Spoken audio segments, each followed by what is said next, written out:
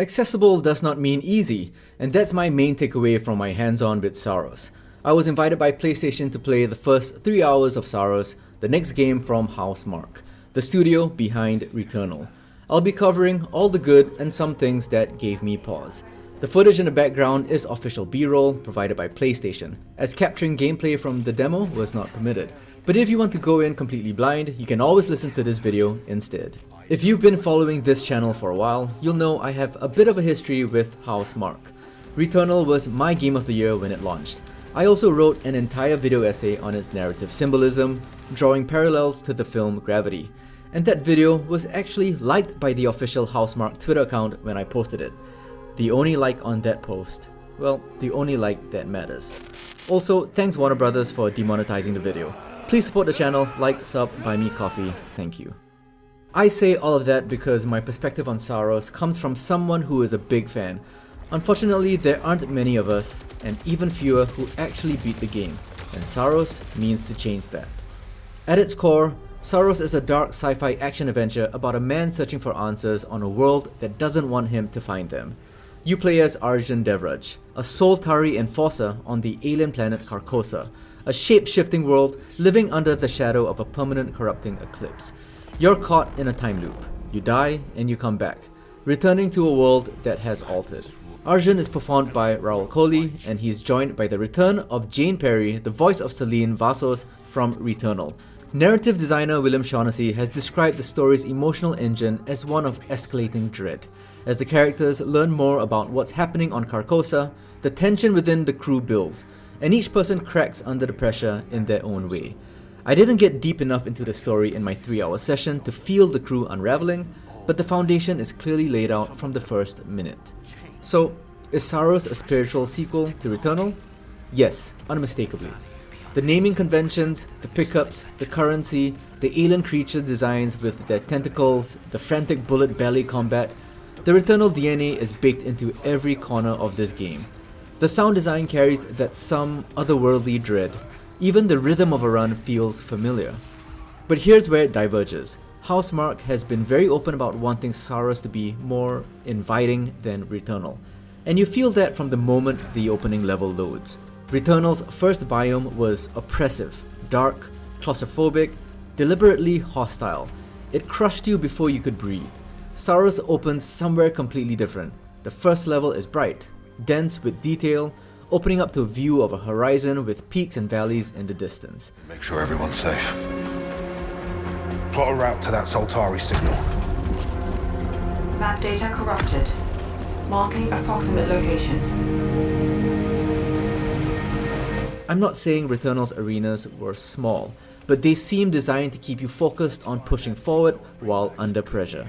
Saros' opening invites you to look up, around, and take it all in. Returnal added co-op post-launch, and at the time it felt like a natural extension of its looping structure.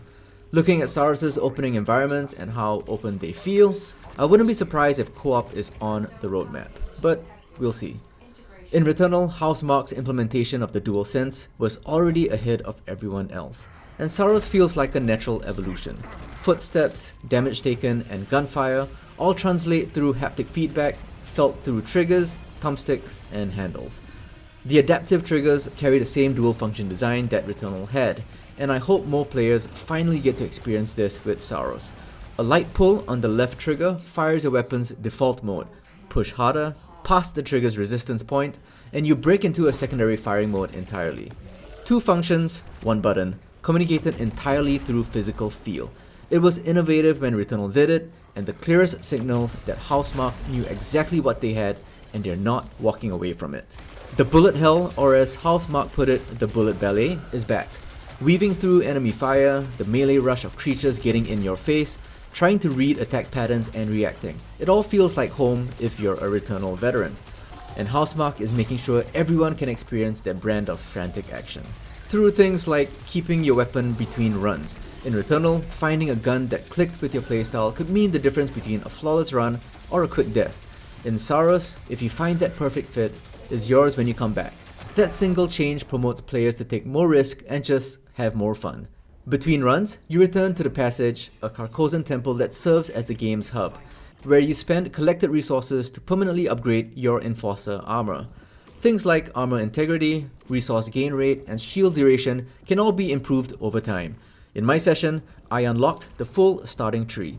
There's also a second chance system, something like a safety net built into the progression, letting you survive a lethal hit and get straight back into the fight without a hard reset to your run. Returnal veterans would know this as the astronaut figurine. The only difference was that it was a perk that may or may not show up for purchase during your run. Saros, making it a permanent progression, serves their mission of making the game more accessible. Carcosan modifiers are another system worth knowing about.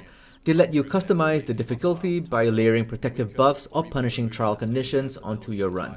The system wasn't available in the demo build I played, but from what Housemarque have shared, it's a meaningful dial for players on either end of the skill spectrum. For Returnal veterans worried that all this makes Saros soft, as someone who beat Returnal in one sitting, even I still couldn't beat Prophet, the first level boss.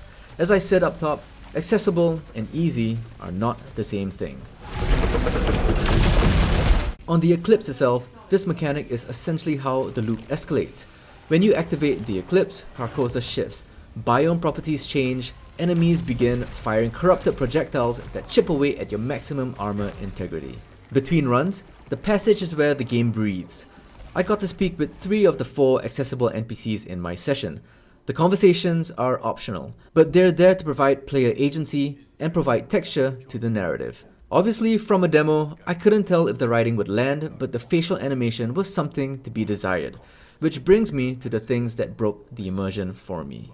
The facial animations in this demo build were not there yet. The NPCs I spoke to moved robotically, stiff in a way that undercuts the emotional weight the game is clearly reaching for.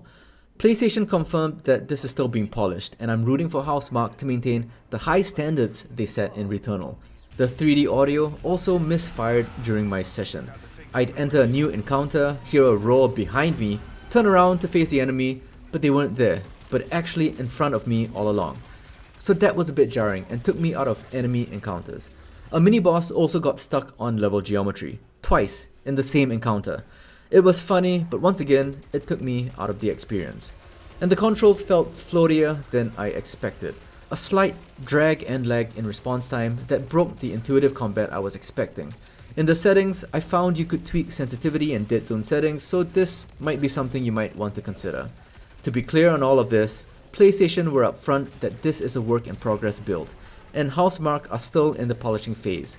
I'm flagging these observations because they were my experience, not because I think the final game will ship with them.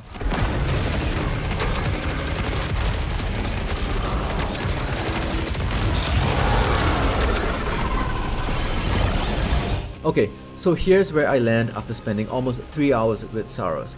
Housemarque isn't going soft. I feel they understand that a wider audience deserves access to what made Returnal amazing, and what makes their studio special.